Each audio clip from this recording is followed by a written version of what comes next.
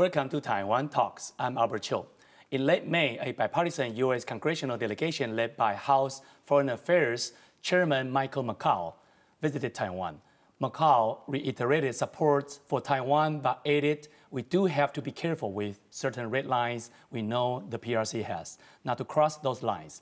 He also warned a Chinese invasion of Taiwan could have catastrophic consequences for the global economy, including the United States. So, what are those lines for Taiwan and the U.S.? Joining us today are Charlie Hu, National Chengchi University Department of Diplomacy Professor and Chair, and Raymond Sung, Prospect Foundation Vice President. A very warm welcome to both on the show. Hi. The protest, both militarily and verbally, from the PRC against Taiwan has been intense, which is not surprising. We already saw a two-day military drill surrounding Taiwan right after President Lai inauguration. Now, Representative McCaul has expressed his concern about certain red lines that Taiwan and the U.S. can't cross. What are those, Professor? Yeah, this time the McCaul visit Taiwan, he reiterated again United States commitment to Taiwan's security, diplomacy, and economy. When he also visit the legislative yuan with Han Kuo-yu, he also mentioned that Taiwan should increase your own national defense budget. And he also said United States will expedite the military delivery, okay, the purchased weapons to Taiwan. I think these are the rhetorics he wants to mention again. However, I think one thing we need to be keep in mind is he says something about the red lines. Okay, like what I say after launching the inaugural speech, especially the argument of non-subordinations. I mean, it creates some kind of impacts on the international societies. Compared with Lai and Tsai, Tsai only mentioned this kind of non-subordinations during the National Day speech. Lai Ching-te moved this one to the inaugural speech, which I think create a new kind of landmarks for the cross-strait relations. This also gives us a kind of signals whether Lai Ching-te still maintain his kind of we call the personality, perspective, his ideology on de jure independence. So, like I say, the non-subordination is what I call the potential consensus between Washington and Taipei. However, the red line behind it is the move to the de jure independence, which McCaul want to provide it to the table, because he mentioned that if there's too much provocative actions between Taipei and Beijing, and there comes a conflict, military conflicts or a war, they will create a kind of question mark or doubts in the United States society. Quote by quote, McCaul, he said it, not me. So that, like what I say, I don't see there's a red line actually between Taiwan and Washington. There should be a red line, right? Raymond, you will agree with me, but there is something behind it. Is United States still want to maintain the so-called strategic ambiguities for at least before the November elections. We can talk about this so-called strategic ambiguity in a minute, but also I'm curious about Raymond's take on this. Yeah, I agree with Charles about the overall message that McCaul brought to Taiwan is to how to strengthen Taiwan's capability to defend itself and what the Americans can do to help. And those are the overall most important message. But this note about the red line, I don't think it's a warning sign to Taiwan, saying that the U.S. seems to be worried about Taiwan might cross the red line. But instead, it's expressing an overall concern of the American to avoid a war with the PRC, and also to reiterate the importance of not to provoke China. But I must contest about the basic logic, underlying logic of the red lines. And because if you subscribe to that, there are red lines after red lines. Yeah, of course, we can refer to the 2005, the Chinese anti-secession law about not to declare de jure independence, not to make the prospect of unification irrelevant. Of course, there are red lines, but they are Chinese red lines. And Taiwan as a sovereign state cannot run this country to the satisfactory of another country. And that's self-defeating. So the development and the conduction of the policies of this administration of Taiwan will not be dictated by PRC. That's the basic line. And also, do you agree with the notion that the strategic ambiguity is coming back? Because we sort of can feel that during the Donald Trump administration, the strategic, skill, the position was quite clear. Yeah. But what about now? I think the U.S. policy, as I see it, the policy of the U.S. in terms of helping Taiwan to security has been clearer and clearer, and it's never going back. That's what I see it. Okay, the military drill occurred on May 23rd and 24th, and the McCaul delegation visited Taipei on the 27th when he mentioned red lines. Does this mean military drill was effective in deterring U.S. politicians from supporting Taiwan's autonomy? Although that Raymond mentioned that the red lines probably is the PLA's red lines or even the CCP's red lines, should not be Taiwan's red lines. But he did say, McCaul did say that in quotation. So probably we still need to kind of work on this a little bit. Charles, what's your observation of this red lines that after the military drills, PLA one, does that mean that it's very effective on the side of CCP to deter Taiwan? So far, let's talk about Taiwan and Washington, the United States. The United States want to protect Taiwan and send a very clear security commitment to Taiwan, which helped Taiwan to strengthen its military capability and national defense capabilities. It's for sure, because they want to deter Beijing from unilateral attacks on Taiwan. So this kind of deterrence is clear, okay? The signal is clear, the strategy is clear. Beijing, they responded the same strategy, which we call the mutual deterrence. They keep continuous military drills, starting from the Pelosi visit, and this time after the Lai Ching-te inaugural speech. They did it again, and did it with more intense and broader range of the military drill. So from IR perspective, international relations perspective, I think this kind of mutual deterrence is quite clear. And also it can maintain the kind of we call the equal or balance of power.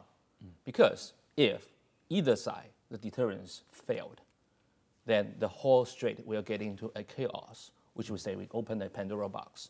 So now the deterrence from United States, Taiwan is clear and strong, while Beijing also wants to send another deterrence. And I call it equality of powers. Also, during McCaul's stay in Taipei, he told Fox News the thing that really I think makes the island extremely important is that 90% of the advanced semiconductor manufacturing for the world happens right here. And if an invasion happens, I don't see a scenario where that survives. So Raymond, what did McCaul mean by saying this? According to your observation, do many Americans care a lot about the safety of semiconductors, being, continue to work, to function, for the benefits of the United States in Taiwan? Yeah, they came to the realization that such an important, heavy proportion of the advanced chips were manufactured in Taiwan, which is a fact. And how do you cope with it? How do you see that from the security perspective? It is a key. And actually, what McCaul said is not new. Actually, the Secretary of Commerce, Raymond said it repeatedly again and again, and illustrating the importance of for the United States to avoid risks that carries with it about the geopolitical situation might influence the supply chain stability and the supply from Taiwan about the most advanced chips. But after Raimondo's statements, there are extremely progress made toward the friendshoring of the chips production. And as we are at this recording, the Computex is held in Taipei, and it's very clear that it's the most important event for the 3C computing world. And the importance and key position occupied by Taiwan is more than ever clearly, importantly expressed. I think let's bring it to the benefits and to the risks. And how do you cope with the risk and how do you respond it in a policy-wise is the most important thing. Charles, do you think that this will be a reason the safety and also the continuing operation of the semiconductor supply chain in Taiwan will be the reason for the United States in the future in case of Taiwan emergency to help Taiwan contingency? Yes, for sure. The 90% of semiconductor produced in Taiwan, which provide Taiwan has a very important status, security status. So once there's any kind of conflict or even a war, it will create a huge impact on the supply chain of semiconductor in the war, for the whole world. So I think United States, Washington, not only United States, the great powers, they pay more attention to this kind of issues. So more security commitment to Taiwan will provide us a stronger, the backup to protect this, we call the shield. Okay, let's come to the issue of this high-level visit between the United States and Taiwan. Raymond, do you foresee more U.S. congressional delegations or even high-level visit by U.S. executive officials to Taiwan over the next 4 years? If so, despite the tension in the Taiwan Strait, why will these U.S. officials be active about visiting Taiwan? Will these visits show rock-solid U.S.-Taiwan relations and deter the PLA from threatening Taiwan? I won't go that far, but this is a fact that over the last 2 or 3 years, it's a stream of series of visitors, no matter from the Congress, parliamentary diplomacy, or from the U.S. officials. And each and every one of them has a particular mission. Some is to secure the confidence of the Taiwanese people about the U.S. support, or about the supply and U.S. help with Taiwanese people to find vaccines, or for other purposes. But to deter Chinese invasion, I won't say that. They are carrying several missions.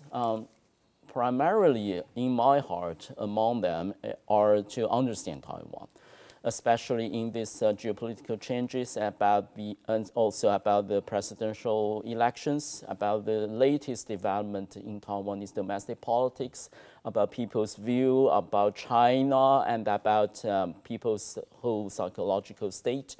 And they want to get the information firsthand. So I believe that, and also one important fact is that there's the inhibition imposed by the U.S. itself against the visit of high-level officials to Taiwan. Those inhibition has been lifted, and U.S. can engage with a normal exchanges, official exchanges with Taiwan at all levels. There's no legal inhibition to that. That's also important. So with those two conditions, I think there will be a stream of visitors, very high-level visitors to Taiwan, but adjusted to the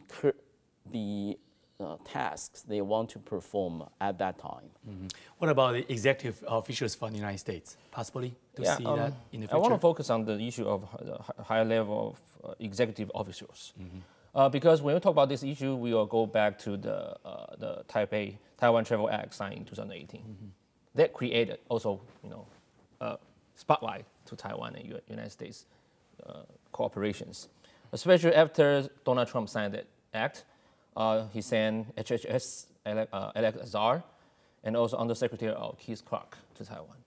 And people start to talking about whether there will be more government officials current visit Taiwan. And then, once people talk about the Kelly Craft, the former UN ambassador, United States ambassador, she prepared to visit Taiwan, and because of the elections, she canceled. Yeah, that was the end of the Trump administration. Yes. Yeah, very end. Yeah. Then after that, people start talking about whether the Biden administration will send more officials. But I will see, even until from now to the November, Washington want to maintain we call the status quo, and also Biden want to focus on his domestic elections. So I don't see there will be more government officials coming to Taiwan.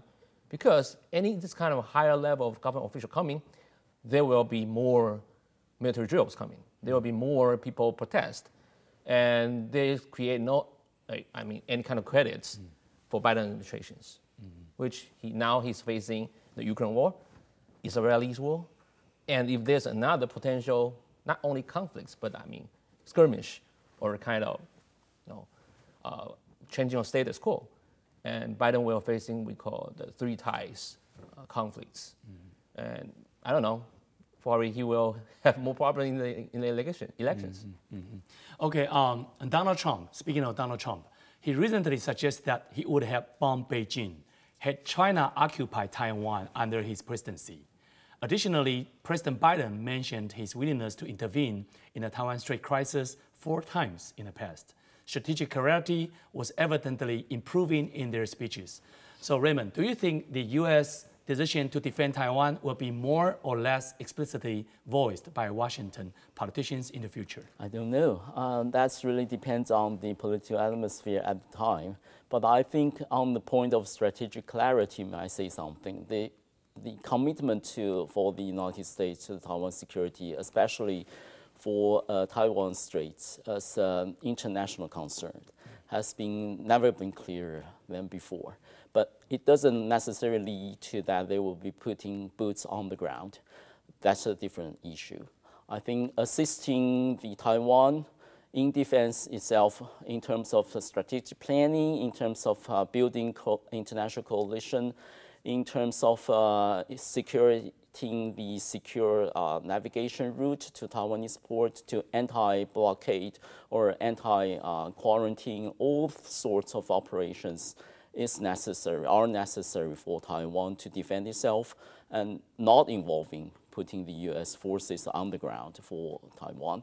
So I think there's a variety of ways for U.S. to assist Taiwan, which U.S. will be, I think, more than willing to do, to defend the democracy, to defend its interests in this area, to send a clear message for opposing changing of the status quo in the Taiwan Strait for all sorts of reasons.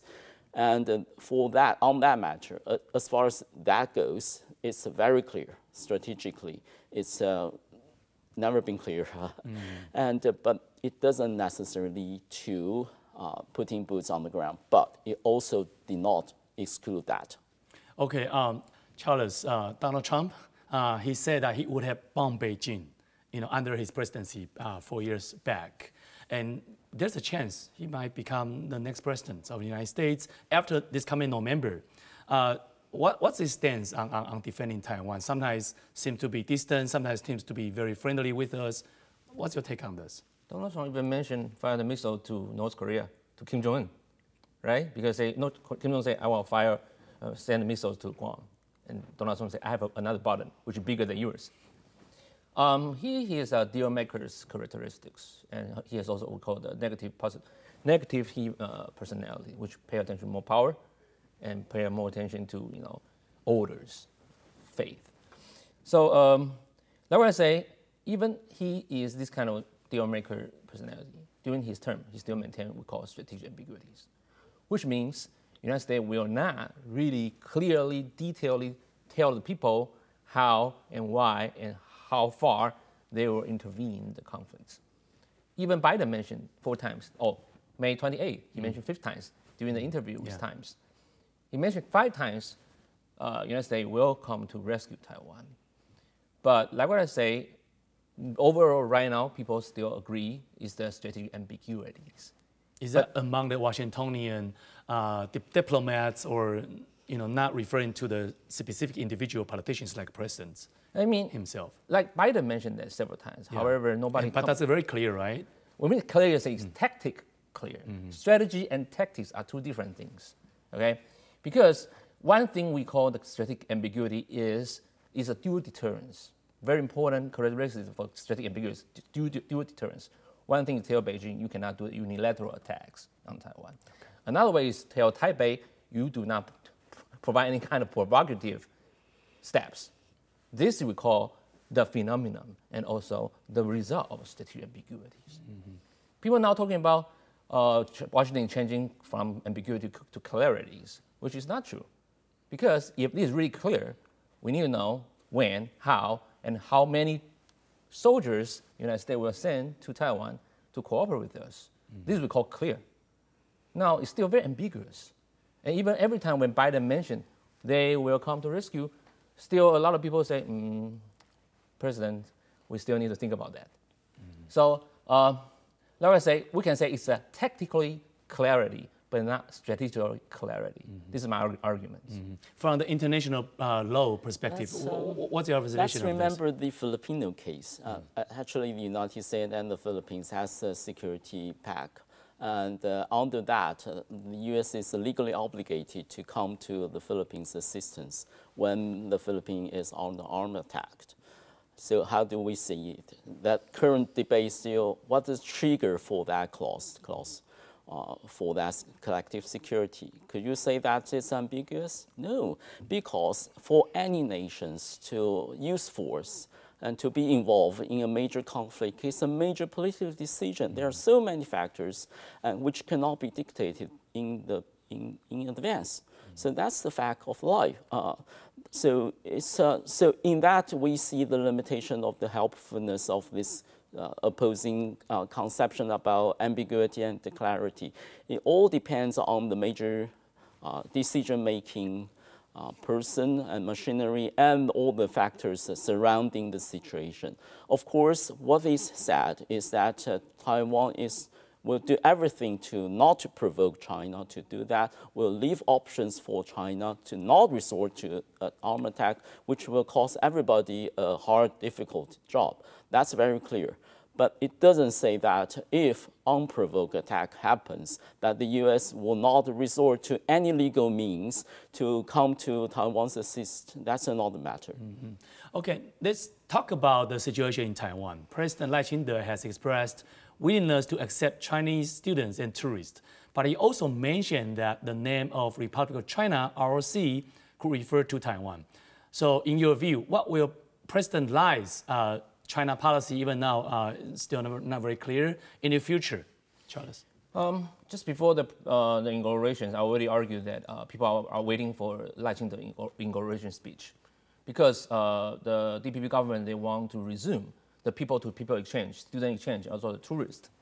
And I also wrote an article about the tit for tat. I say, if now is the DPP government send a good response to China, say they want to open or resume the exchange.